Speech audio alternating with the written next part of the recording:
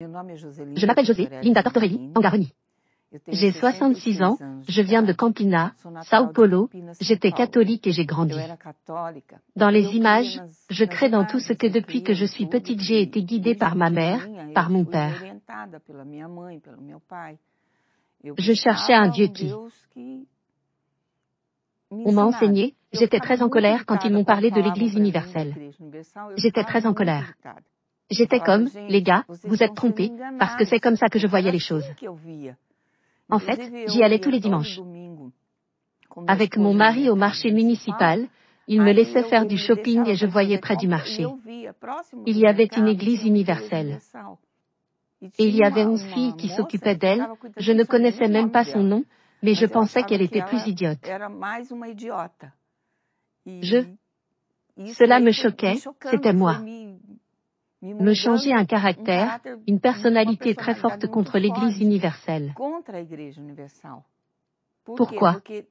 Parce que vous l'entendez dans les médias, vous écoutez les gens, vous parlez de vol, que les bergers étaient des voleurs, que l'animal était un menteur. Tout cela remplissait donc mon cœur de colère. Je me sentais comme ça, tremblant quand il disait quelque chose comme ça, voulant parler contre. Puis chez moi aussi. Le commentaire était général dans ma maison, personne n'a accepté, à parler de l'Église universelle. Pouvoir. Je pouvais parler de n'importe quoi, mais c'était comme ça. Et c'était la destruction.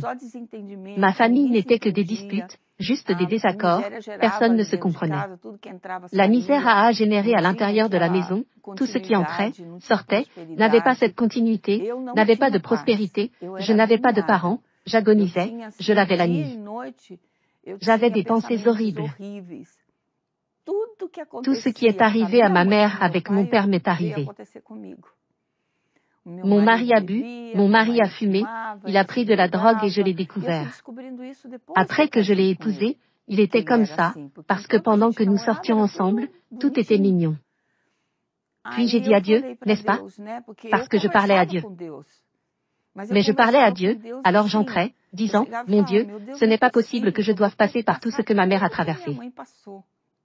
J'ai eu mes enfants, n'est-ce pas? Et mes enfants grandissaient à cause de ces problèmes, ils augmentaient.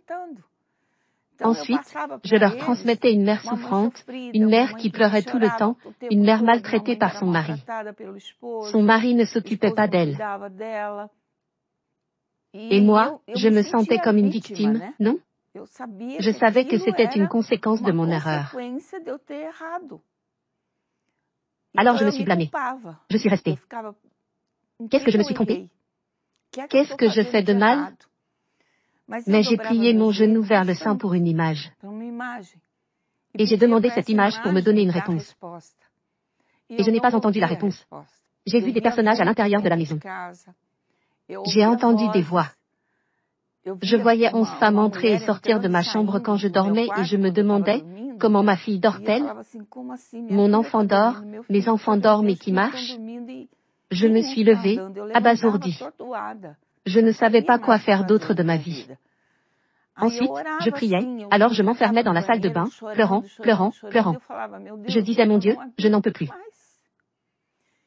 Ça me fait mourir à l'intérieur. Puis un jour est venu. La mienne, ma belle-sœur et ma fille. Ils étaient dans l'Église universelle. Puis je suis venue et j'ai dit à ma fille, tu vas à cette église? J'ai dit, j'avais trop de préjugés contre l'Église universelle, trop. Puis elle a dit, maman, j'y vais. Je ne supporte pas de souffrir comme nous le faisons. Quand elle est revenue, elle a parlé, maman. Tout ce qu'ils disent sur l'Église est un mensonge. J'ai pleuré, j'ai évacué. J'ai parlé à Dieu et il m'a montré que nous devons le chercher là-bas dans l'Église universelle. Et cette nuit précédente, mon mari avait passé la nuit. Vous lisez la Bible? Et boire? Puis il lui a dit, j'ai parlé, je suis venue à lui et je lui ai dit, nous allons dans l'Église universelle. Il a dit, tu es fou, qu'est-ce que je vais faire dans cette église? Je l'ai dit, pire que notre vie. Cela ne restera pas, parce que j'étais déjà sur le point de tuer mon mari ou de me suicider. Je n'en pouvais plus, nous y sommes allés quand le pasteur est arrivé. s'exprimant au cours de la réunion. Il a parlé de notre vie, j'ai parlé à Dieu, si Dieu. Qu'est-ce que je fais? C'est faux. Et ce Dieu qui est ici et qui me parle est vrai. Allez-vous obliger mon mari à arrêter de boire? Et ma vie change à partir de maintenant. Je sais que vous avez terminé la réunion à la fin de la réunion. Je pesais 100 kilogrammes de moins. C'était une légèreté, une certitude que Dieu allait prendre soin de moi. Ce n'était pas facile, non. Dès le début, c'était très difficile, parce que j'étais très catholique. Ensuite, j'ai dû me débarrasser des images, je devais me débarrasser de tout ce qui m'avait piégé dans le passé. Un passé de beaucoup de douleurs, de beaucoup de souffrances. Et à partir de ce moment où nous sommes allés ce jour-là, mon mari n'a plus jamais bu. Puis j'y suis allée. Et j'ai marché. Avec une grande foi et tous les jours. Au début, j'allais tous les jours à l'église. L'heure à laquelle j'allais avait de l'importance, mais je voulais y aller, même si c'était pour entrer, pour dire une prière. Demander à Dieu la force de continuer. J'ai réalisé que Dieu nous accompagne partout où nous allons.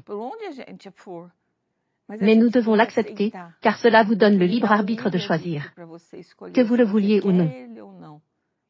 J'y suis allée progressivement, c'était une année, beaucoup de luttes, beaucoup de prières, beaucoup de jeûnes. Mais moi, grâce à Dieu, je savais que Dieu m'avait donné son Saint-Esprit. Et aujourd'hui? Aujourd'hui, je peux dire que je suis une personne très heureuse.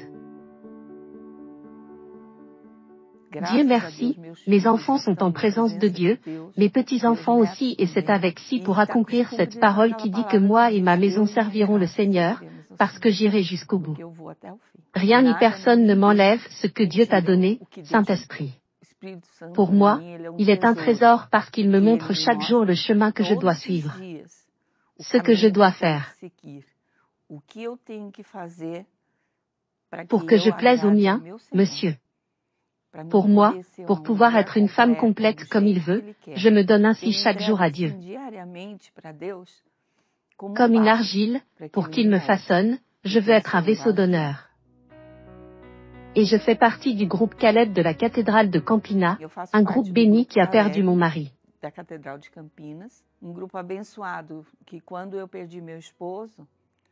C'est le groupe qui m'a embrassée, qui m'a montré que je devais continuer. C'était le meilleur pour moi.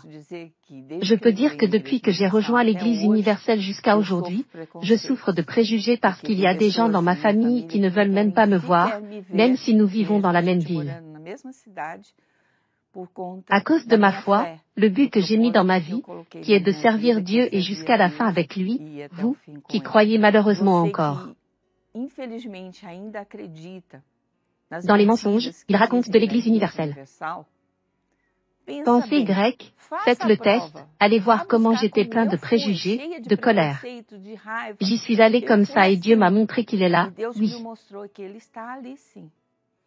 C'est ce qu'il est, parce que le même jour, ce que je lui ai demandé est arrivé.